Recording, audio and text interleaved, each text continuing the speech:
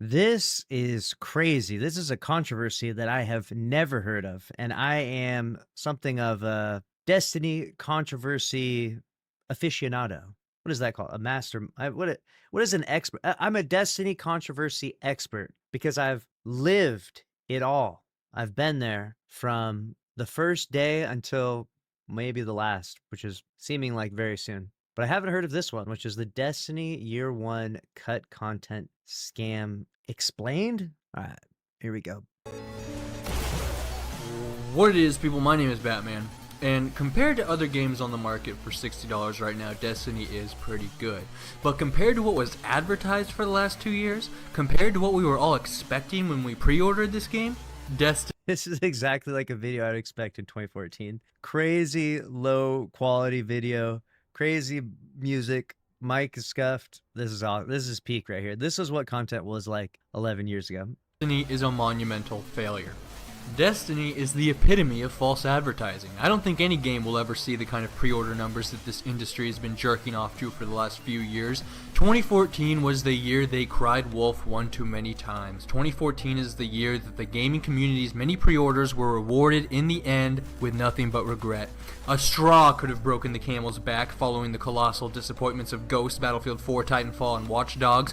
But damn, we're talking about Battlefield 4, and now in this day, in 2025, we're talking about Battlefield 5 came out. What was it? Battlefield 6? What are we on now? Battlefield 6. Yes. And we're on Call of Duty Black Ops 7. Destiny was more than a straw. Destiny was the 200 tons of wet cement that broke the camel and drowned it for good.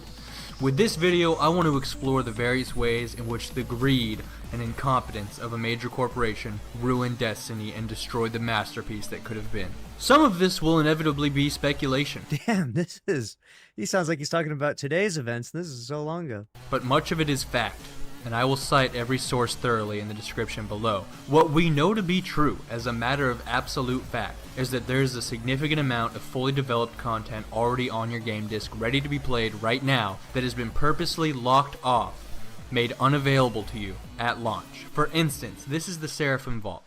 You probably heard a lot about this during Destiny's alpha. Some players were able to glitch into this area. Now, it didn't cause a lot of controversy at the time because we all assumed it would be available in the final game, but of course it wasn't. Now, as you can see inside, there is clearly a build ready to go. Its development was presumably complete or near completion because Bungie felt this is a part of the Dark Below campaign.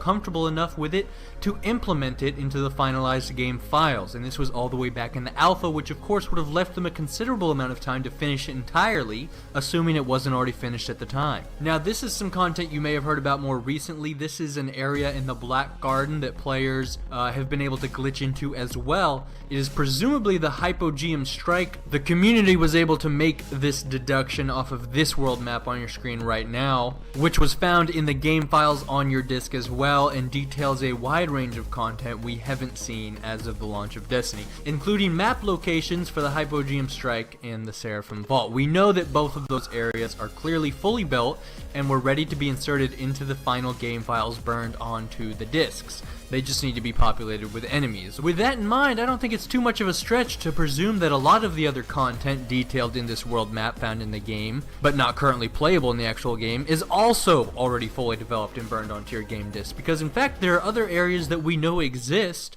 that are clearly not in the game. If you take a look at this clip, this is from an official Destiny gameplay trailer. It's brief, but clearly this wooded area is not in the game. I would assume it's on Earth, and my best guess is that it's old Chicago. Any of you who were following this game before it was released will probably have heard references to old Chicago. We know it was in the conception phase, at least, as another playable area on Earth. But regardless, whatever this wooded area is, it's a playable build. It was a playable build over a year ago when this trailer released, and at the time, the developers were obviously under the impression that it would be a part of the game because they put it in their own goddamn gameplay trailer.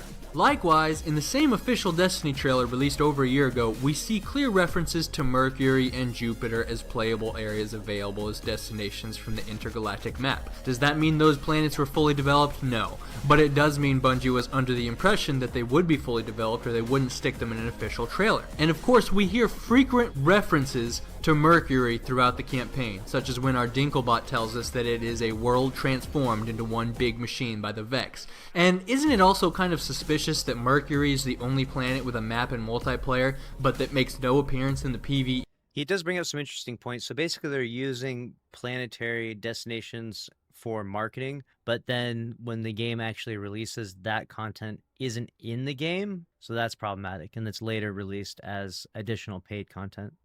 So here's the cold hard truth. If the Hypogeum Strike or the Seraphim Vault or that playable woodland area from the trailer are in Destiny's expansion packs, then the only logical conclusion to draw is that for one reason or another, content was cut from the original game so that they could sell it to you for an extra $15. In fact, it wasn't even cut, just locked away because clearly much of it is already on your disc. There are a few separate scenarios that might explain how this came to be, because it doesn't seem like this was their plan from the beginning, because if it was, they wouldn't have showed that shit off in trailers over a year ago, because that would raise a lot of uncomfortable questions, which is of course what has happened, and the content wouldn't already be on the disc. Now the first and most shameful scenario would be pure greed, that they saw an opportunity to make more money by cutting content out of the original game to sell it as DLC instead of spending the money to have an entirely original expansion pack built from scratch. All the profit of an expansion pack without any of the cost. Or, if in the unlikely event that they did plan for this content to be shipped as DLC from the beginning, from the content's very conception, I still consider that greedy and shameful, because the time developers spent working on this DLC should have been spent working on the main game. Cutting out significant amounts of developers' time from working on the base game pre-release so that they can build DLC is in my eyes no different and no less shameful than cutting out the content itself to be reshipped as DLC. The second scenario would be a combination of greed and incompetence. It seems pretty clear at this point that this game went through some huge revisions and was dramatically changed basically at the last minute, less than a year out from release. Specifically, we have strong indications that the story was basically rewritten entirely. Here's a scene from an official trailer where the Queen of the Reef's brother attacks you on Earth. Why don't you put that down so we can talk? Out here in the wild, this is how we talk. This scene... That voice, that whole scene is so crazy. What the hell? alone, I would argue, implies at least one huge chunk of the narrative was cut. It might be that they simply didn't know how to fit the Seraphim Vault or the Hypogeum Strike or whatever other content is already on the disc into their new plotline. So what would be inappropriate, I think, is if they found a way to fit this content into the DLC and then sold it to us, because they would essentially be making a very healthy profit off of their own incompetence. Which is legal, but a huge slap in the face to the consumers and the loyal fan base that Bungie cultivated over the last 2 years of hyping this game. The third scenario would be full incompetence. They couldn't fit the content into their new plot, and that content isn't coming in DLC either. It's gone for good. The only possible positive outcome of these major inconsistencies would be if Bungie unlocked this playable content to us as part of an event or what have you, free of charge and available to everyone who bought the base game originally. But so I agree with the false marketing when you're advertising that stuff.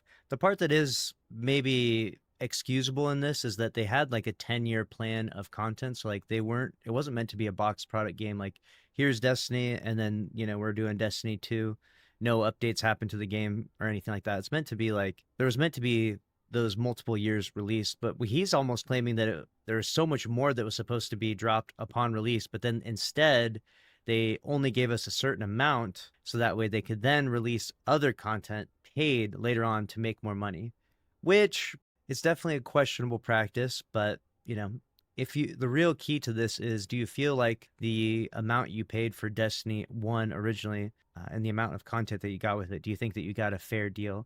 And even he agreed when he launched or started the video. He said that you got your money's worth when you paid that $60 for Destiny 1. Definitely you got your money's worth. And obviously they have strategies and they were doing things to keep people coming back already, even in the first year, even in the first few years of Destiny there. Part I do find interesting is obviously the way Destiny is created, there's going to be a conceptualization of where does this story start and begin? And it just starts as one big story, of course, and then it has to be chopped up and then delivered in bite-sized bits and sold accordingly. So of course there's going to be some maybe overlap or maybe just a level of, there's some room for error there, I think. I don't really fault them too much. other than the fact that they did market it in the trailers and stuff, that was maybe not the best decision, I would say. Judging by the unoriginal, monotonous, and pointless in-game events we've seen so far, I would bet a full set of fully upgraded raid gear that this possibility is nothing but fantasy. Now there's A full set of fully upgraded raid gear. That was high stakes for him back then. There's also reason to believe that there were significant amounts of content that cannot be possibly reshipped as DLC simply because they are seemingly game-wide mechanisms that would change the very nature of the game itself. The last and biggest discrepancy I want to point out, the clearest example of false advertising on the part of Bungie, comes from a developer commentary. This is from the developers themselves. This is the E3 Destiny gameplay trailer. The next day, 3 of the developers did a sort of developer diary commentary over the gameplay to explain it a little bit and talk about what's going on. It's just a marketing thing geared for the hardcore fans who are just lapping up every piece of information at the time that includes myself. But listen to what one of these developers has to say about Destiny. Does he say anywhere you can see, you can go? Is this that moment? Oh, God. I think player 2 looks pretty nice. Player 2 does look She's pretty got nice. some Player 2, sweet clothes, an awesome cape, she's a hunter. all customized gear that's either acquired on many adventures or purchased or traded or gambled for. So we're going to talk about gambling in just a second here, but first I want to draw your attention to the fact that he says you could have either purchased or traded for your items. I would argue this implies that there was at one point a player trading system in Destiny. These words are technically synonyms. Purchase and trade essentially mean the same thing, an exchange of stuff. But it seems like in this developer's mind they mean two different things. Typically, in most MMOs, the term trade is used to refer to a transaction with another player. It's very rare that in an MMO you hear players use the term trade to reference a transaction with an NPC bot. If you ask someone how they got that piece of gear and they reply, I traded for it, I think most people would assume a trade between two human players. And I know Destiny isn't technically an MMO, but a lot of the same lingo carries over, right? PvE, PvP, DPS, aggro, loot, farming, etc., etc. I think when this developer says that you can purchase or trade for items, he's referring to two different kinds of transactions taking place with an NPC as separate from transactions taking place with an actual character. And this would really explain the entire Destiny loot system. Every drop in this game is random, right? Every reward, excluding strange coins from the weekly, is random. And until recently, to get the good items, you had to not only roll once to get the legendary engram, but twice when you took it to the Cryptarch for decryption. This loot system makes absolutely no sense in a game where supposedly trading was not put in because they wanted to make sure everyone unlocked the items themselves. Because people aren't unlocking or necessarily quote-unquote earning their items based on individual accomplishment. They are rolling for them. However, if there was originally an in-game economy and player trading, then the random loot system makes perfect sense. Because if, say, you were guaranteed a legendary shotgun every time you beat this one strike on the hardest difficulty, then that shotgun wouldn't be rare anymore because eventually enough players would have obtained it, maybe several times over, that there would be an infinite amount of it on the market. It would be very cheap to buy it off people because there would be such a fat amount of supply of that item, and there would be that much less incentive to beat the boss to get it. I wonder if there was initially an in-game trading system. Obviously, it's possible, but these things quickly turn in. They can have problems as well. We've seen this with other games, CSGO, games like that. Legit way. If a rare item was hypothetically guaranteed for beating a boss, millions of players would beat that boss, and then there would be millions of that rare item on the market, and it would no longer be rare. That's how in-game economies work, right? But if the entire system is random, it controls how much stuff is getting put on the market. They wanted to make sure that legendary items remained very difficult to get and very expensive in the in-game economy. So they made a system where you have to roll twice. Again, once when you get the legendary engram, once when you decrypt it. The system of random would control market supply. If there's a 0.1 chance that you roll for the exotic shotgun in MP, then that shotgun stays rare no matter what, and thus, if someone wants to sell it, they can sell it for a hefty price. This would ensure that rare items stayed expensive on the market and thus didn't stop being rare. Most MMOs have a very similar random loot system where you have to roll even after killing some big bad boss for precisely this same reason, so that the in-game economy doesn't wreck item value. Or, more simply put, Destiny's loot system seems to be designed around player trading. Now granted, that is pretty speculative, but obviously what we don't have to speculate about is gambling. A year ago, this developer was confident that gambling was a part of Destiny, and unfortunately we don't know the specifics, but we do know that in his mind, you could win pieces of armor, loot, actual gear from this gambling, because he's talking about the different ways in which this hunter could have obtained her gear.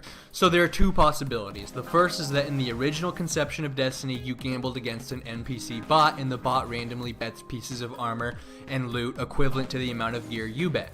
That system sounds stupid, easily. Gambling in Destiny 2 sounds absolutely wild. This game could have been so much crazier. This game could have been like the GTA of looter shooters. It was like right there, you could see some of those elements, and then they kind of just took it a totally different direction. Abused and unlikely. The bot would have an incredibly hard time determining how much you value the items you're betting. And why would anyone risk the good items they have against random loot they might not even want? And again, this is speculative, but I think it is much more likely that you gambled against a human player. And if you could gamble against human players, then you had to have been able to trade with them, because if the reason they don't have trading is because they want you to unlock everything on your own, then they couldn't have had PvP gambling, because players would just use it as a de facto trading system, a loophole, if you will, and a very obvious loophole that the developers would have absolutely been aware of as a possibility, that a high-level player with a bunch of exotic and legendaries he doesn't use anymore could bet those against his friend who just got the game and intentionally lose the bet, and then bam, accomplish the very thing that Bungie was trying to prevent by not having trading. So if they didn't have player trading, they wouldn't have player gambling. If they did have player gambling, they had to have had player trading. Those two are tied at the hip in my eyes, and I strongly believe there was at one point an in-game economy and player trading in Destiny. Now, what could players have potentially been betting on? This is very speculative, but I have a hunch there was once Sparrow racing. The Sparrows were clearly designed with something more in mind than just fat. What? Bro literally predicted Sparrow racing. He predicted SRL before it came out. That's actually crazy. So we're placing in-game bets on Sparrow racing events like the like a Greyhound tracks. Dude, I want to live in this dark Destiny timeline. Dude, take me there. That sounds so crazy. Gambling your exotics and your rare drops for on SRL races. Fast travel at one point. They have stats similar to those you'd find in a racing game. Better braking, better maneuverability, better acceleration, higher speed, stronger durability. There are legendary sparrows and exotic sparrows. Some sparrows can do the LB RB boost left and right thing. You can buy exotic sparrow upgrades from Xur for strange coins. But why? Why do players need a faster, stronger, more agile sparrow? So that they can get to the beginning of a strike 2 seconds faster than the rest of their fire team? They're just gonna have to wait for them to catch up eventually anyways. So they can take advantage of high quality braking to take sharper turns that much quicker, so that they can farm spirit blooms faster, so that their sparrow can take more of a beating without breaking down, because if it broke they might be put in the unfortunate situation of having to push 2 buttons on their controller and immediately summon a new one. Upgraded higher quality sparrows serve absolutely no purpose and have no practical advantage over the default sparrow, and yet we have an entire wing of the tower dedicated to sparrows and of course the spaceships, which are the most pointless features of all, and it begs the question why. It seems like there is an enormous amount of evidence of a much grander masterpiece that was advertised to us, laced through the final shitty build that was sold to us. When I first saw this developer commentary where he mentioned gambling and trading, I was left with the impression that gambling and trading were in this game, as was the case I think with many fans who saw this video when it was originally posted a year ago. That is false advertising, not on a grand scale, only in subtle ways, which is of course how it always is these days. But of course, the most painful and generally agreed upon disappointment in Destiny was the story, and what exacerbated the pain of this failure was how unexpected and mysterious it was that the story was so bad. So confusing and uninspiring, when the story was one of the main selling points, when we were all so obsessed with reading about the backstory and symbology in Destiny even before it was released, when we had all had such powerful connections and emotional responses to Bungie's previous story work in Halo. We know for a fact that huge parts of the story, perhaps most of it, was cut or rearranged in the final year before the game's launch. Now, eyebrows were initially raised when in September 2013, a year before the game's release, the game's lead creative writer, Joseph Staten, left Bungie. He was also the lead writer for Halo. To this day, nobody really knows why. In a statement following his departure, Staten said he left because he was interested in taking on new creative challenges. It's fairly vague, and I don't know what could be more creatively challenging than building an entire interactive gaming universe. So it begs the question, why would this writer, who had spent the last 4 years of his life writing the Destiny story... Yeah, what is the story behind that? Why did was it Joseph Staten? Why did he leave? It said it was specifically a personal decision. He had creative disagreements late in development. Multiple reputable industry reports indicated that Bungie's leadership decided to restructure Destiny's story late in the project. Staten, who had been the lead writer and one of the main creative voices, reportedly disagreed with the new direction, and it was because of these disagreements that it contributed to him stepping away. So for whatever crazy reason, upper management was like, we need to restructure the narrative of this game. And bro was like, I already wrote the whole narrative. We already wrote it, recorded it, filmed, we animated the whole fucking thing. It's already, the lore's out there. Everything's done. What are you talking about? So he was like, fuck this shit. I'm out. Yeah. Then Bungie publicly said that his departure was simply because he wanted to pursue new creative opportunities. So to make it sound more amicably. And Staten himself echoed this politely in his farewell message. And then after he left, there was a major story overhaul. Damn. We need the original Staten version. Destiny 1 remastered Staten version. Yes. Building the backstory for the entire Destiny universe, its characters and lore and the factions. Not necessarily all by himself, but he was the project lead, right? Why would he leave after all that time and effort? Why would he leave what is undoubtedly the highest paying writing gig in the industry? There's always more money to be made for everyone involved, but especially project leads when the game launches. Why not wait out the last year just to see all your hard work, 4 years of it, come to fruition at least? Maybe because in that final year he was notified that the decision had been made to put all of his hard work on the chopping block, that the story and the universe he had worked so hard to craft were going to be gutted. Because regardless of what we know about the mysterious and sudden departure of Destiny's lead creative writer, we do know that Destiny's story was once very different from the shitty husk of a narrative that it is now. So by now many of you have probably heard or seen this interesting post that is from an anonymous player who apparently tested the game back in 2013 and experienced a very different game and storyline. As a general summary, when this guy played the game, he was abducted by a character named Crow, possibly played by the Queen of the Reef's brother, who took him to a band of ex-Guardians, and they go around the galaxy visiting various AIs to uncover the truth that the Speaker and the Traveler are in fact the Darkness, and that the Hive is using the Hellmouth on the moon as a place to build a big old device that will revive the Traveler and let it shit on the world once again. Now, was this guy trolling or was he legit? It's hard to say, but I lean towards legitimacy for 2 reasons. 1, Dude, that's crazy. 1 second. Most replayed. Yeah, everyone wants to see what the hell this is. The below I posted in a comment to a thread about an alternative story. Now seeing how most NDAs are invalid once the product has released, I firmly believe I'm safe in sharing the Destiny story when I was invited to a user research case study done by Bungie in early 2013. Note, test group equals the people in my testing session. Group equals Crow's group. So they had different groups. A rundown of how the Destiny story was around early 2013. Crow, which is Aldrin, right? Now, ends up being introduced earlier on in the story in the place of the Exo Stranger, which is interesting to note. This story revolved around discovering that there was something wrong with the Speaker and the Traveler. As a Guardian, you were abducted by this yet-to-be-named group led by Crow. So Crow abducts us, so we get resurrected, and I'm assuming Crow finds us and abducts us. In the second mission on Earth, you got to a certain point, and he swooped down, knocked you out, and brought you to this secret base on Mars. Wow. There you meet some of the Guardians that abandoned the Traveler, the Speaker, and the Light, so to speak. So they're Guardians who are resurrected by the Traveler from ghosts, and they have abandoned doing the Traveler's bidding, right? Wow, that's pretty cool. It's very dark, very interesting. It was led by Crow, a burly old human, the Exo Stranger, who evidently in this variant of the story was male, but had relatively the same personality, and 1 or 2 of the Guardians who lost their ghosts. So there's Guardians there that the ghosts died. It had this predictable plot where the Traveler was the cause of the collapse of the Golden Age, because this group found out through their travels that the darkness was a spawn of the Traveler rather than its rival. Whoa. So the Traveler created the darkness in this situation. Essentially, when the Traveler was brought to Earth, it unleashed the darkness and took over the majority of the technology that humanity used, turned it against them, and nearly wiped it out. As that happened centuries ago, the truth was twisted through the Speakers that the Traveler protected Earth in its darkest moment rather than destroying it. So the Traveler was the cause of the collapse, and then he releases the ghosts and resurrects us, and our memories are wiped because he killed everyone, basically. Okay, that's actually a really fucking dark and twisted story, right?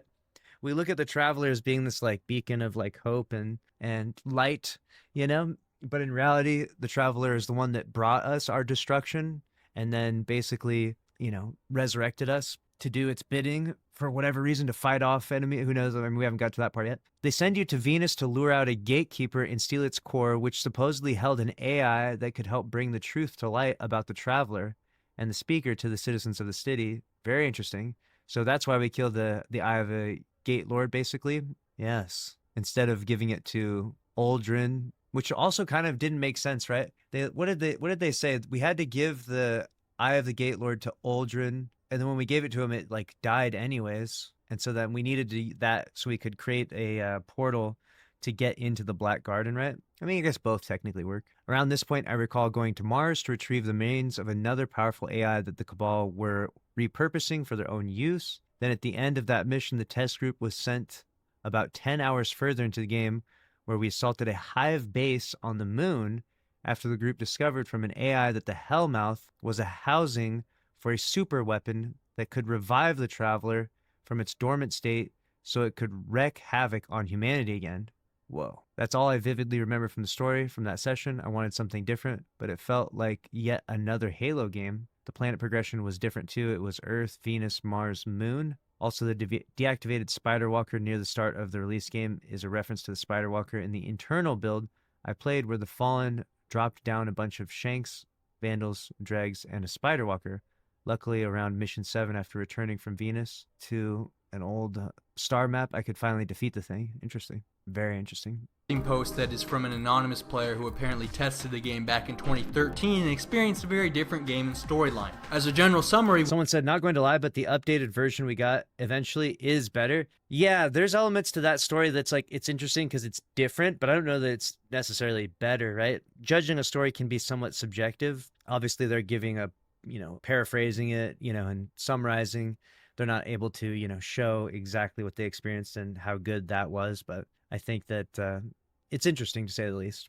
When this guy played the game, he was abducted by a character named Crow, possibly played by the Queen of the Reef's brother, who took him to a band of ex-Guardians, and they go around the galaxy visiting various AIs to uncover the truth that the Speaker and the Traveler are in fact the Darkness, and that the Hive is using the Hellmouth on the moon as a place to build a big old device that will revive the Traveler and let it shit on the world once again. Now, was this guy trolling or was he legit? It's hard to say, but I lean towards legitimacy for two reasons. One, Bungie did not flat out deny this rumor after it took off on the internet. David Daig, the community manager, also known as Deej, I believe that's his username, or at least whoever Deej is, he says he's the community manager too. But regardless, he released a statement that said, and I quote, "I'd rather spend the precious time we have together coming up with ideas for how the game can better support us as a community. I'd rather we look toward the next update. There may come a time when we take a probing look back at the challenges we faced during the development of Destiny, but those won't be my stories to tell." End quote. So, an important life lesson you should always remember is that when a business or politician refuses to flat out deny something and instead gives some sort of vague non-answer like that clarifies nothing, it's because there's some truth to that something which they refuse to deny outright. And on top of that, Reddit He is calling Deej out, dude. Deej is basically just saying that statement that, his focus as the community manager is building what the current iteration of Destiny is, not necessarily fixating on what it could have been and all of the problems. Basically trying to redirect and change the narrative to like, hey, the narrative did change quite a bit. We did have some problems. Obviously, Destiny had, you take a massive group of people, try to all work on one singular project. There's going to be some issues, right? There's going to be some politics. There's going to be some decisions, some things that were cut, some things that people wanted that didn't get in, some things that did get in that people later regret or maybe think probably wasn't the best, right? There's always going to be stuff like that. So basically that was, I think, what Deej was trying to do there. But it sounds like, I wouldn't have any reason not to believe that person's story. It sounded pretty detailed. Removed this anonymous poster's thread. It's kind of like that line from Shakespeare, "Methinks thou doth protest too much." Now, the reason these two bits of evidence are compelling is because you can compare that to another instance of an anonymous poster talking some shit. This time, an anonymous poster on Reddit claimed he was a Bungie employee, and he had a long Q&A with Reddit users, supposedly detailing what went on behind the scenes in the last year at Bungie. In this anonymous post, the same community manager, David Daig, or Deej, flat out denied it this time, posting, and I quote, "You are being trolled, internet, don't let it happen." So that's a much more assertive denial than the previous, paragraph vague answer he gave for the other anonymous post. In this one, he's claiming the guy is a troll. He's accusing him of lying. Furthermore, this guy's post was not taken down, not even off of Bungie's own forums on their website. So these two anonymous sources got very different treatments. The anonymous Bungie employee received a flat-out denial and was not suppressed, but the anonymous game tester did not receive a flat-out denial, and someone was upset enough by its post to have it removed from Reddit. The only reason it's still around is because a bunch of people took screenshots. Furthermore, the original anonymous post by the beta tester was apparently legitimate enough that many reputable news outlets, including IGN and even Forbes, wrote articles about it, whereas the latter post by the anonymous Bungie employee did not receive that kind of attention. I think those news outlets wrote those stories because journalists know better than anyone else a refusal to flat out deny something is in fact a de facto admission. Now, what I also think lends the beta tester's claim some legitimacy is this concept art that I feel proves that at one point the Traveler was clearly intended to be evil. This is the original concept art for the Black Garden. Notice how it seems to be built on a curved structure, as if it's on the inside of a giant sphere, like the Traveler. Notice how if you take away the grass in the actual playable Black Garden build, the architecture and coloring scheme are identical to that of the Traveler? Wouldn't it make more sense that that giant black heart you destroy is in fact at the center of some being instead of just a random heart in a portal on Venus? Oh, that is such a good point. The black heart was meant to be inside the Traveler. Whoa. That actually makes a lot more sense than just like randomly in some portal on Venus, right? Doesn't that make a lot more sense? The black heart, you know? Like the heart inside something? There's no way. That definitely was what was written originally. 1000%. We know that at some point the Queen of the Reef's brother attacked your main character on Earth, and they felt comfortable enough showing that scene in an official trailer. Was the Queen of the Reef's brother originally Crow? Is this the scene that the poster is talking about? Probably, because here's another screenshot featured in a trailer of a quest to gain favor with the Queen by helping Crow. So Crow and the Queen were buds. We know that much to be true at least, and we know Crow kidnaps you on Earth, and we have this image of the Queen's brother who seems to be kidnapping you on Earth. We also know at some point before it was just a training simulation, which is the most boring and lazy explanation ever, the Crucible was actually called Faction Wars, which makes sense as all the— Oh my god, that's so much better. Wow, the Crucible right now is a training simulation, which is very like kindergarten bullshit, but it was actually fucking Faction Wars. Dude, that would have been so much more sick. What? The factions reward Crucible marks, and further, the descriptions of the game modes are such things as Dead Orbit seeks new territories to expand its reach. But why would Dead Orbit be seeking new territories in training simulations? And in fact, there were two factions that we have seen lots of concept art for, such as the Seven Seraphs, who apparently even have their own in-game area, the Seraphim Vault, but were apparently cut altogether, which would of course explain why that Seraphim Vault isn't accessible. Dude, imagine you loaded to Crucible and whatever faction you like pledge to, like from like if you take Destiny 2's faction rallies and apply that to that. Imagine like the factions get their own score. You're put on a factioned team. So like Team Dead Orbit versus Team Future War Cult, you know? That might be difficult matchmaking at times because Dead Orbit was like really popular. I think New Monarchy. I think Future War Cult was probably the least popular one. There, you have to find a way to balance it out, right? Factions for Crucible would have been sick, actually. Imagine whatever you pledge to, like those are the weapons and armor that you're like locked into getting. In the first place. So once we establish that significant amounts of in-game content were cut, the next obvious question is why? Why did Bungie deliberately water this game down and make it shittier? People's biggest complaints about this game are always that it does not have enough content, and because of that becomes repetitive, and that the story sucks, and now it looks like these shortcomings are intentional. But how could that be? There are several theories to consider here. It may have been just one of these, it may have had to do a little with each of these, but these are the most likely possibilities based on my intensive study of this particular subject. The first and most likely cause of Destiny's shortcoming might be that in the last year they decided they had to dumb the game way down to appeal to a more casual market.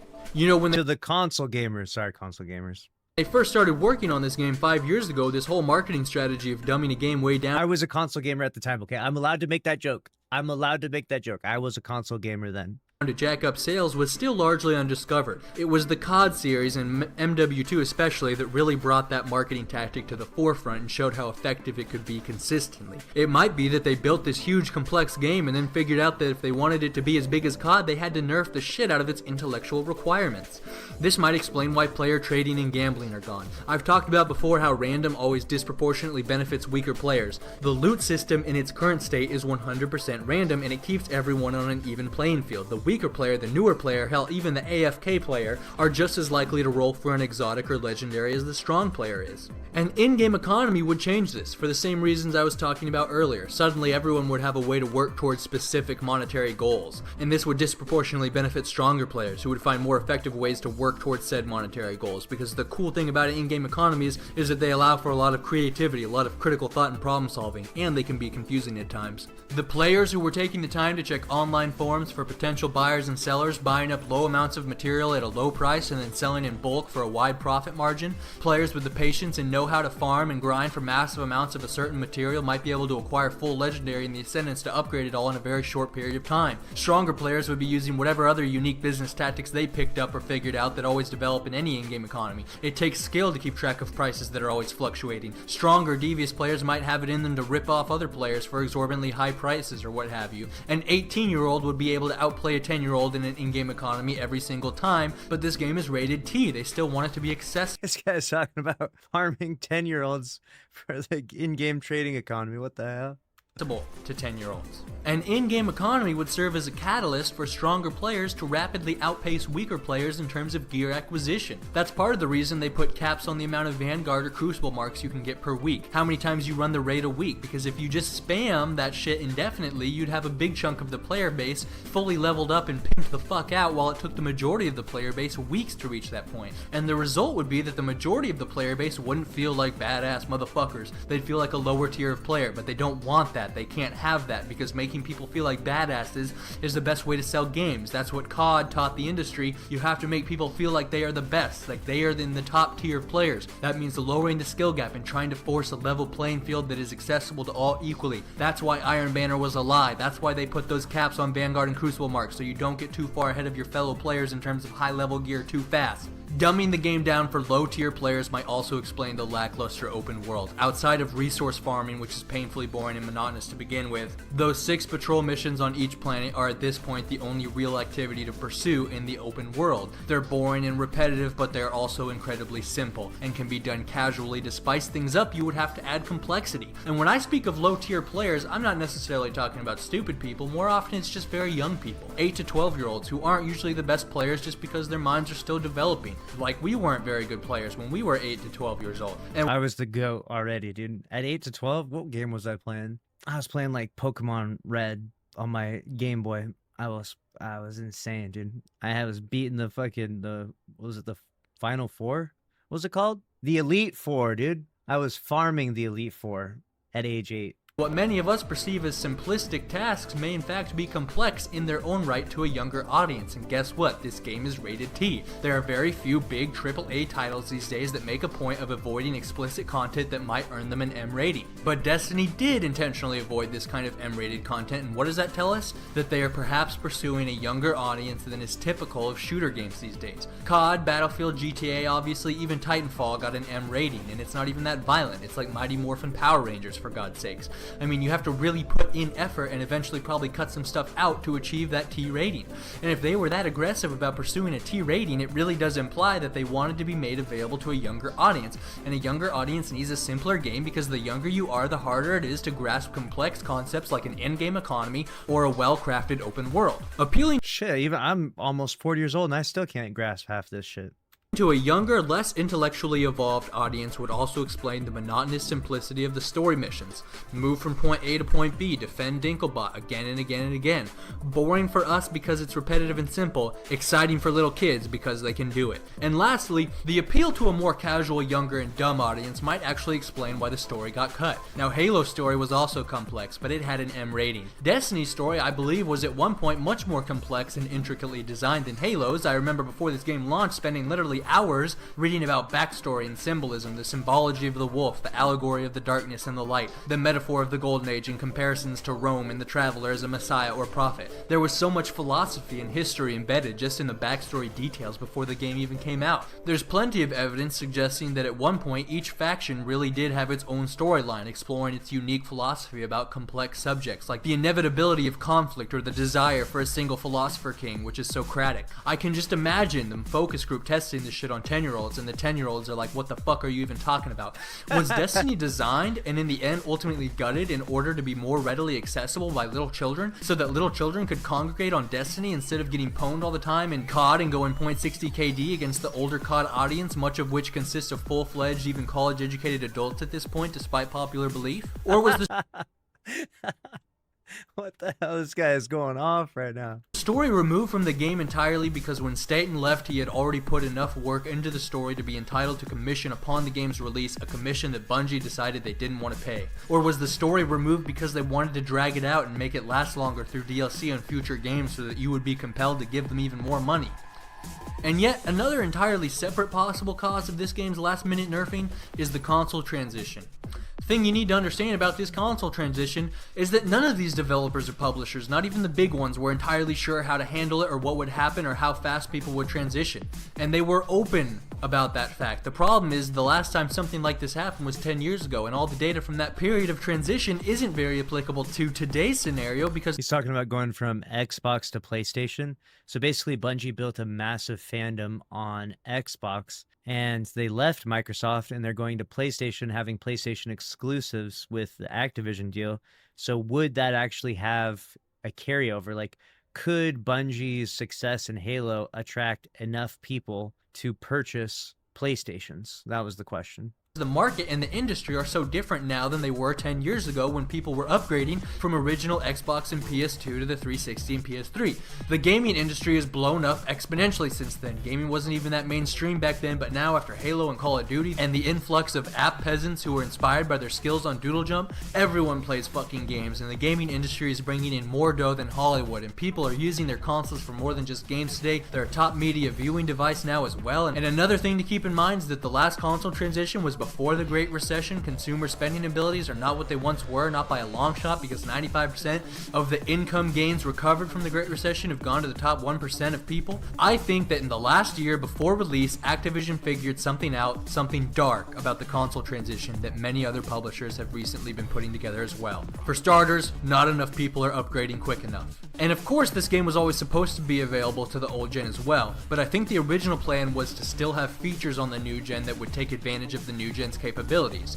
Features that wouldn't be available on the old gen because the old gen didn't have said capabilities. Have you noticed how in almost every game that's released on both the old gen and the new gen port never has any advanced capabilities that the old gen doesn't have? I think at one point Destiny did have next gen features, but at the last minute those features had to be taken out because the data started coming in and they got wise to this dark trend that is shedding on a lot of games right now. When you release a game on more than one console, but one of those consoles has a significantly superior set of capabilities, and subsequently the game has a lot more cool stuff in it on that console than it does on the other lesser console, people are going to be considerably less likely to buy it on the older, lesser console that cannot do the same cool stuff. And I kind of understand why. If there was an epic as fuck game coming out on the PC, but they were bringing a scaled down version to Xbox, I probably wouldn't be that excited about it, you know, because it feels like you're not getting the same experience for the same amount of money. It feels like you're getting shortchanged. It feels like the game developer values you less than its other customers. I don't have any hard data on that, but it's obvious when you look at the decisions publishers have been making this year. Remember when Watch Dogs graphics were intentionally downgraded on the PC? You may have heard recently that Assassin's Creed Unity is going to run at 900p on both the Xbox One and the PS4, even though the PS4 could have gotten much better graphics, and they were open about that fact. Dude, 900p? God damn, we're living in the Stone Age out here. They talked about it in an interview, and the guy literally said they didn't want us fighting over it all the time, but that's bullshit. They just didn't want sales on the Xbox One to tank. That would explain why Destiny didn't come to the PC, because the graphics would have been ridiculous on the PC. They would have been able to ramp up the frame rate as well. The only piece of tangible evidence I have to support this fact is the enemy's dropships in-game. You'll notice the only piece of these dropships that's destructible are the turrets, and yet, if you shoot the main hull of the ship, you'll still get hit markers, and in fact, if you have some sort of lingering damage effect, for instance on Thorn, I have the upgrade for deep impact bullets, which damage the target for a couple seconds after it's been shot. You can see the lingering damage effect the entire dropship, not just the turrets, right? So when you shoot something with Thorn, the enemy lights up with this strange green neon coloring, looks like the target is poisoned or something, and when you shoot the dropship, the entire dropship acts as if it's taking lingering damage. I can't help but think the only explanation for why the entire dropship would register hit markers and lingering damage is that at one point it was supposed to be a destroyable enemy. Now, of course, we all remember That would be interesting.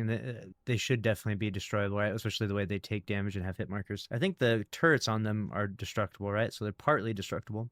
In every Halo after Halo 2, enemy dropships were destroyable. In fact, that was one of my favorite things to do, blow those fucking things out of the sky with a tank before they dropped off their peeps, and then in Reach you get a fat amount of medals for it. However, I also remember that oftentimes blowing those dropships up had a somewhat adverse effect on frame rate, especially when there was a bunch of other shit going on at the same time. We know that Destiny has incredible graphics, but we also know it's capped at 30 frames per second, which tells us obviously it's maxed out in terms of what it can fit on your screen. Is it possible that at one point in time the original intention was to have dropships blow up, but then they realized they couldn't maintain a satisfactory frame rate during said explosion? I mean, think of all the situations in which dropships make an appearance and would be potentially destructible. In the middle of huge firefights against bosses like Fogarth, in the middle of open world public events, they show up often in these fights that are probably already pushing the game to its technical limits. If you blew up a dropship while fighting 3 wizards in Fogarth with the intense level of detail and lighting effects in the graphics to begin with, would the frame rate be able to handle it? Probably not on the old gen, which means it had to get scrapped on the new gen too. And this is just one instance of hard evidence I could find. It might be there's an entire list of things which were not technically feasible, either on one console or both, but it doesn't matter because for the sake of sales they have to be on a level playing field anyways. That might explain why there's so few vehicles in multiplayer. Also, notice in this clip from the official gameplay trailer that players are getting dropped off by their ships right at their fire team's location in the open world. That's a pretty cool feature. Why'd that get taken out? Now look, I don't have the answers to any of these questions, but these questions are legitimate and shared widely among the community. And until we have had answers, we should assume the worst because that's what silence implies. Whatever took place here, there's only one thing that I'm absolutely certain of, that the mediocrity of Destiny is the result of greed and incompetence, of people at the top trying to manipulate it in such a way that they could get more for less. And this is a very common trend we have seen consistently in the last 2 years of video game releases. Developers are no longer building games that intrigue us because they match the complexity of our human intellect. Instead, through a combination of greed and sloth, developers and publishers are learning to prey on our worst traits, to appeal to our obsessive need for self-validation and stroking our own ego, to make money off of convincing us we are special because we are good at a game that we don't realize everyone else is just as good at too. They know we won't recognize that when everyone's special, nobody is.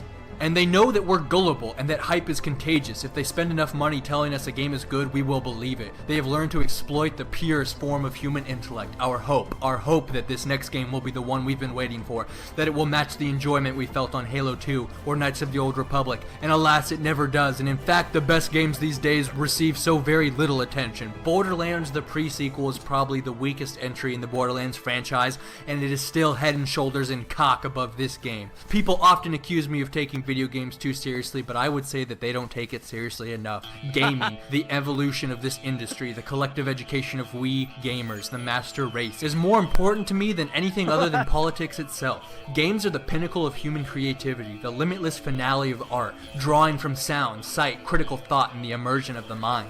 Gaming itself is threatened by this dastardly trend towards appealing to the lowest common denominator, perpetrated by Activision wholly, yet adopted gradually by everyone else. It is an infection that is spreading rapidly and destroying everything it touches. With Destiny its latest casualty. And it is not the first time Bro just locked the fuck in. What the hell? That was the most insane rant I've ever heard. This guy is my fucking goat for that. What the hell? That was incredible. You need to go back and re-listen to that from start to finish. That was so good.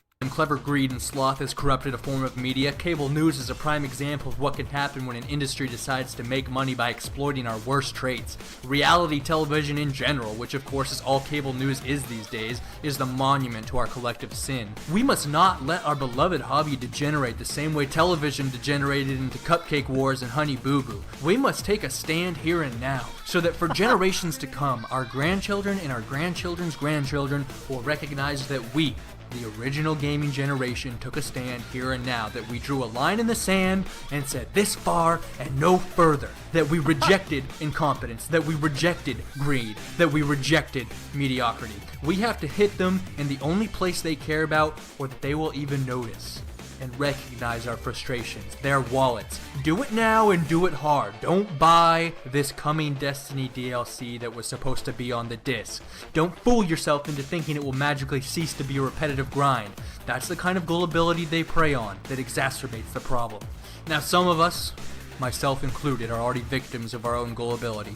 We pre-ordered the non-refundable deluxe digital edition and have already been sold this DLC, which we realize we no They already got your ass, dude. They already got you.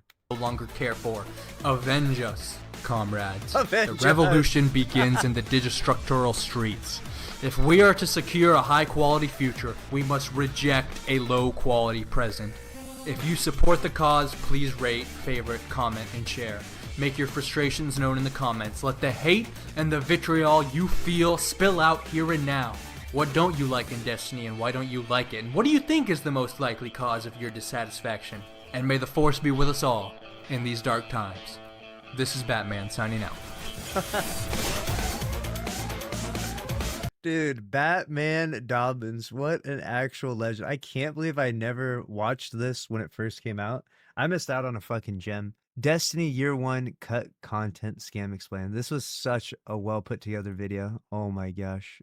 Massive like, and definitely subscribing to that guy. Holy crap. So good. He brought up a lot of really valid points, which is just that his main point was that Destiny was marketing some of the content that didn't actually release with the base game. They later turned it into DLC, which would have been insane if they actually released even more with the original, of course. But I guess that was just their, monetization strategy. They wanted to give enough that people were interested, and people were. I mean, obviously, I really enjoyed Destiny 1, and I think that, some of their maybe greedy tactics have obviously carried over throughout the years, but I continued to play. I enjoyed all of the first 3 years of Destiny. There were some pretty crazy droughts during that period of time, but the story was fun. Overall, I'm happy with the ROI I've gotten on Destiny. If I think about the number of hours I've played for the number of money I've spent in, it's a lot of money, I guess, over the years, but not compared to how many hours I've played and the fun I've had with it. But definitely crazy hearing someone rant about the problems of Destiny. And the video is literally from October 22nd, 2014. So this is 11 years ago. This is what the dialogue was around Destiny. And fast forward 11 years later, how much has changed, right? You could change the B-roll to Destiny 2 B-roll, change a couple of the topics, the names of the topics, and you could talk about almost the same exact thing, right? And to some degree. So some things never really change, I guess. But let me know what you think about it down in the comment section below. That was crazy.